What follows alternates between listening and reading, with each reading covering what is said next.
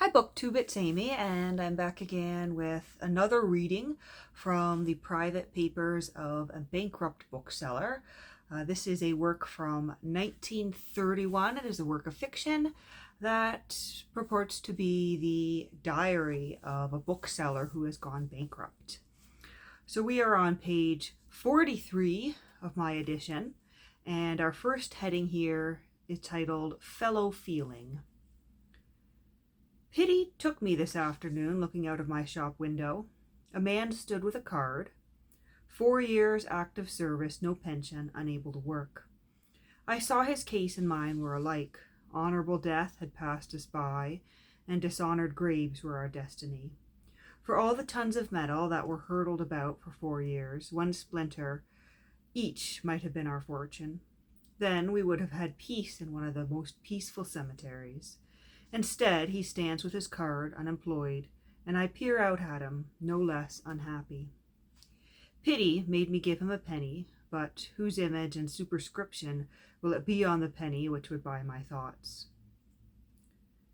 And the next section is titled Pen Picture of a Bookseller. It has been said that the true artist is revealed in his art, that the man can be seen in his books. My books are a confused revelation of myself. The lingerie next door veils the character of the dyspeptic draper, and the cheeses and pork pies dissemble the parsimony of the grocer farther along the street no more completely. Man is a mystery. It is the staggering commonplace of our lives. I can draw no word picture of myself. I see myself, many men, depending on the day and the hour of observation. To the public, I am mean-looking. My face is not intellectual nor noble. It is common. I look like a member of the lower middle class, and I am that. God knows what my ancestry was. I know, but it is a boast any of us can make, that it includes kings, popes, and priests. I am sure of that. My faith in human nature is not less than my knowledge and understanding of it. Prostitutes, pimps, decent farmers, day laborers, Roman legionnaires, Norse Vikings, fighting men and cowards of all ages and generations, saints and sinners, a mixed lot, but no better and no worse than the best pedigree that was ever elucidated by the court of heralds or printed in the pages of Burke. These ancestral influences all work in me, unrecognized but potent, as I follow my calling as a bookseller. I am happier than most in my ancestry in that I can only imagine and conjecture its composition. I never knew my father. He was a clerk of various sorts, and failures all his life he failed to continue, living after 30. My mother died 2 years ago, a curious soul. She gave me everything, but I never understood her. She had no philosophy of life, no theory of existence. Left with me an infant, she apparently narrowed down whatever had been her previous existence down to one purpose, and poured her life force along that narrow channel. I believe she was left with a small house in Bristol, and partly by day work and partly by keeping lodgers, she struggled to bring me up and keep herself alive. She had a hard battle, but she won. When she died, she left me nearly £800, and it is that capital that made it possible for me to be a bookseller. She had insured her life within a few years of my father's death, and the payment of the premiums on that was, I see now, the desperate victory she set herself to win year by year. She worked as I have known no creature ever work. She moved from smaller house to larger house, until she had at length 6 lodgers, and single-handed she served these until happily, I think, she fell down from heart failure one morning, as she was about to begin the unending toil of another day. I have often thought that the sacrifice was not worth the end achieved.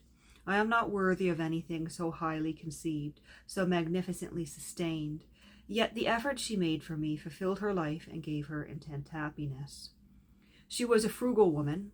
She never bought a dress that I noticed. Her clothes were always indeterminate and characterless. She, in her later years, hardly ever went out. For 2 years before she died, she never crossed the door. She saved and saved and saved, and yet was no miser. She gave to beggars and bought laces and notebooks and studs, which were worthless because she could not refuse a creature her pity. She had come from the country, but her folk had died, gone to America, or dropped her before she married. She had nobody but me and her plan to leave me £500 when she died. She was the finest creature I ever knew or read about or heard of. She was that to me anyway, and I am what I am because she was what she was, so single-minded, so quietly determined, so confident and sure in her purpose. I am not like her in appearance. I am like my father. She had fine eyes and smooth hair and such quietness and firmness in her look. I am of a different cast of face. I get excited, show pleasure, cannot conceal displeasure. She was a stoic. Her face masked her attitude towards life. Mine expresses emotions as they come and go, and bewilderment mostly. People would say, I have a weak face. I am not a thing of beauty to others any more than to myself. I console myself with the biographies of ugly men, but it is a poor consolation. I think sometimes I will cultivate a great soul, but common sense tells me I have not the materials. I am what I am at best, and make myself content. None answered this, but after silence spake a vessel of a more ungainly make. They sneer at me for leaning all awry. What did the hand then of the potter shake? And that was a couple lines of poetry there. I don't know, and it is some consolation to know that nobody does. I had a good enough education, but did not make much of it. My mother got me a job as a clerk in her insurance office when I was 14, and there I stayed until the war. I never liked the work, but I could plan no better. I had horizons too remote for realization, and could not leave my mother. The war came, and I was among the first. They had me over in France early. I was hit on the head after loss, and it has made me more fanciful than I was. But I am happy with it. My mind to me is a kingdom. I can write that truly. Perhaps many of us would be the better of a knock on the head. I certainly have been improved to the mind. I think now, and I don't remember thinking it all before. Ideas jostle each other in my brain. I have found myself thinking and expressing myself as I could not have done before. The war made me, undoubtedly. It deserves that tribute if I am the only one who can make it, for all the misery it has alleged to have caused. My mother died a year after I came home, and with her money I felt free. I did nothing for over a year. I stayed in different towns and looked up old acquaintances of the wartime. Then I came here by chance and bought this business. I would not have anything, I see plainly, but for my mother's insurance policy, her determination to leave me a sum of money, the war, and that smack on the head at Bully Grenay.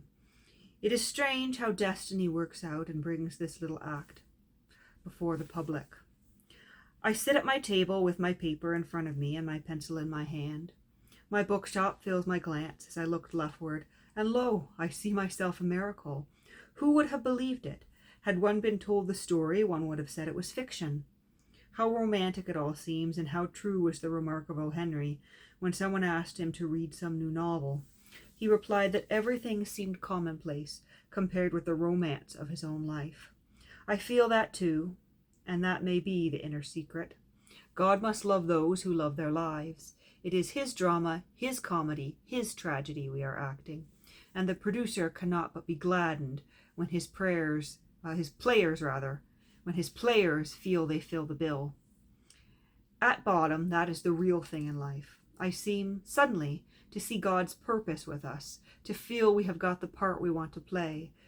That is the beginning of the happiness the saints and martyrs had in doing God's will. The Lord's Prayer comes back from childhood to me in my bookshop, and thy will be done on earth as it is in heaven, is seen to be a great stage direction from the master producer to those of us who have the wit to see indeed that all the world's a stage. And let's see how long the next section is. Yeah, we're going to read one more section heading here. We will read A Bookseller's Holiday. A day in the country is good for a bookseller, but it is trying to get back to worry and business. I don't mind books, and I can even stand bookselling, but I have never understood bookkeeping. It is a profane name to give the ledger keeping and debtors and creditors. It has made my head dizzy, and to give myself relief I thought of yesterday. My mind turns to the woods, and I make this poor piece of verse. I call it trees. Shops and dust and clatter, trams and cars and a crowd, roaring turmoil chatter, and something cries aloud. Something just remembered, something that's full of ease, ease for souls dismembered in memory of trees, grim Scotch firs at twilight, and willows by aware, poplars like some stylite, great oaks that men revere. Ash and birch and beeches, and sweet limes wooed by bees, God, how far there reaches these memories of trees. And that is the end of that section there on page 48 of my edition, and we will leave it at that for today. The next section heading is titled The Bookseller's Cat.